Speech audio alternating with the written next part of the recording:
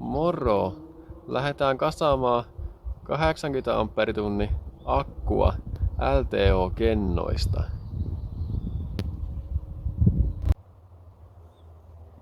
Päätin käyttää tämmöstä 5 milliä paksua alumiinilattaa. 100 milliä leveä, 10 senttiä. Tuo riittää ihan hyvin näille kennoille. Ne tulee siis 6 kappaletta aina sarjaa ja nää tulee 2 kappaletta rinnalle. Eikä nää tulee niinku näin aina tänne sitten. Tää 5 palaa tämmöstä leikatas nyt seuraavaksi. Ja mä piirtelin tähän vähän niinku tämmöstä jotakin ekatestiä varten, että miten hyvin tuo pelittää. Niin mä ostin suoraan heti kunnon pari metrin pätkää, niin ei lopu ainakaan materiaali kesken, että ei jää siitä sitten kiinni ainakaan näiden tekeminen. Mutta joo, lähdetään tästä leikkelemään ja porailemaan ja katsotaan mitä tästä tulee. Nämä on samoja kennoja mitä mulla oli ennenkin.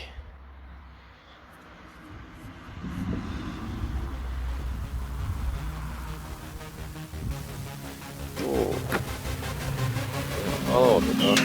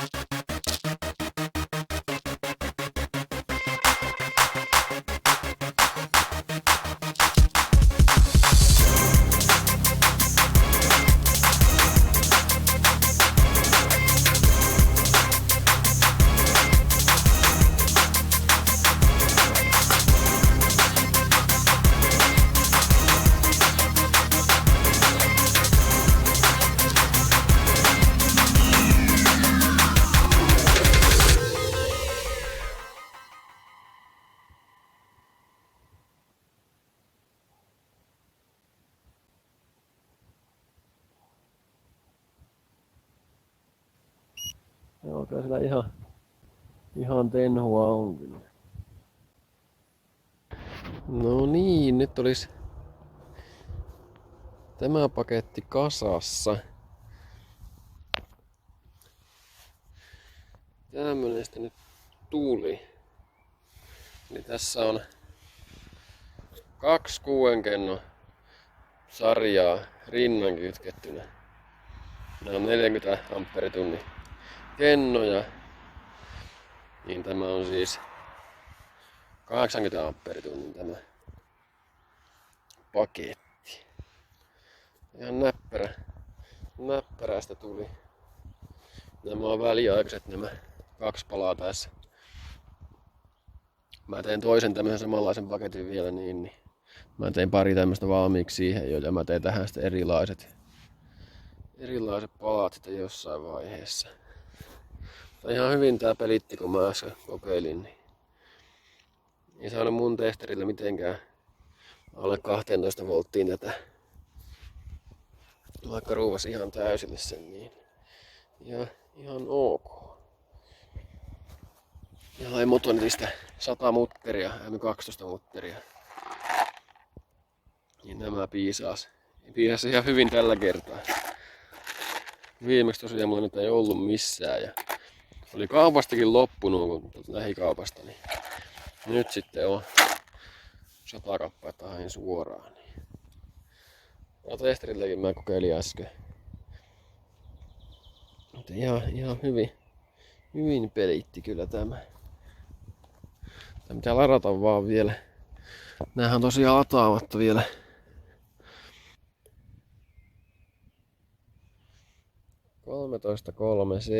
$13.37. Eli tää on aika tyhjä tämä mun paketti vielä. Tää laittaa lataukseen. Tänään oli tasapainoittu kumminkin nämä. Oli balanssissa nämä kennot, niin ei ootte niille tehdä mitään. Enkä mä tähän mitään balansointia niin kiinteästi laita. Mulla on semmosella haueleuvoilla vaan. Mulla on semmonen pikabalanssi tähän näin, niin minkä voi tehdä sitä aina välillä jos tahtoo, mutta ei nää tarvitse balansointia ollenkaan aivan turhaa. Ei nää mene mihinkään. Tai näissä ei vaan ala jännitteet niinku hakemaan mitenkään pitkäänkään ajaa.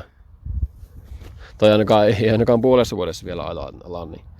Eikä mulla nää ikinä yli puolta vuotta tule olemaan autossa kiinni, niin ennen kuin mä otan nää pois, niin pärjää ihan hyvin ilman balansointia. Toinen pitää kasata vielä, kun saa lisää näitä kennoja. Pieni lisäys tähän loppuun vielä, että mä kävin tän kanssa nyt puntarilla, niin tää painoi noin 15 kiloa. Elikkä tää on kohtuu kevyt. Ja tästä nyt pitäisi se joku 1000 amperia lähteä kohtuu helposti, niin tästä paketista pihalle, niin on kohtuu kevyt tämmöiseksi näinkin järeeksi akuksi. 80 ampperituntia kumminkin. Mutta jos tästä kaikki tehot aikos saa pihalle, niin pitäisi ladata oikeastaan 16 volttia. Eli auto on se 14.4 tai tää perus, niin se on vähän huono näille, kun ne on sitten melkein puolityhjiä. Oliko tää nyt 60% tai jotain semmoista täynnä vasta kun reilulla 14 voltin latausjännitteellä, eli nää ei koskaan tule olemaan ihan täynnä perusauton laturilla tai perusauto latausjännitteellä. Mikä se nyt näissä on se miinuspuoli, mutta muutenhan nämä on tosi hyviä ja nämä pitää jännitteen tosi korkealla. Ei nää tietenkään virra-annossa ihan konkille pärjää, mutta niinku muuten nämä on kyllä tosi hyviä. Mutta siinä ei oo sitten niinku periaatteessa, tai jos ne olisi vielä paremman, niin laittaa vielä konkkia näiden rinnalle. Niin siinä on sitten ihan järkyttävä tehopaketti jo. Jos haluaa vaikka alkaa kisaamaan tai jotakin äänenpainetta sun muuta. Tässä olisi tosi kova paketti kisakäyttöä, eli LTO-kennoja ja sitten näitä Maxwellin konkkia. Eli tässä on 3 kappaletta 500 faradin sarjoja rinnan kytkettynä. Eli 1500 faradia on tämmönen paketti ja se on aika saman kokoinen kuin tämä. Pikkasen on pisempi ja pikkasen leveämpi, mutta ei ole suurta eroa. Ja jos kisata haluaa, niin tämmönen paketti olisi ihan älyttömän hyvä kyllä. Näillä kumminkin lähtee piikkivirtaan niin älyttömästi ja Nämäkin luovuttaa ihan mukavasti. Mutta joo, jos jollakin on tarvetta konkille, niin näitä olisi kyllä myynnissä. Mulla olisi tämä paketti tässä ja sitten mulla on pari vielä irrallaan. Niin no yksittäin 220 kappaletta tai koko paketti 600 €. Ja sitten ne irralliset on kanssa sen 220. Mutta joo. Niin oishan mua tästä tässä mulla olisi tämmönen Winstonin kennopaketti 250, 90 amperitunni. Tässä on yksi kenno vähän huonompi kuin muut, niin tässä on nyt 2 kennoa sitten rinnakkain vaan. Se korvaa niinku se yhden hyvän kennon, 2 huonompaa kennoa, niin tämä on ihan hyvä ja tämä on varattu, mutta sieltä tää saa ampperitunni. Tää on ollut käytössä vaan vajaan kesän, niin tämä on lähestulkoon uusi 500 €. Eli tämä oli sen 600 € koko paketti, jos haluaa tämän kotelon kanssa. Ja tuo on 250 ja tuo 90 amperitunnin kennosarja. Ja tässä on tämä, olisi se 500 €. Ja sitten nämä oli yksitellen se 220.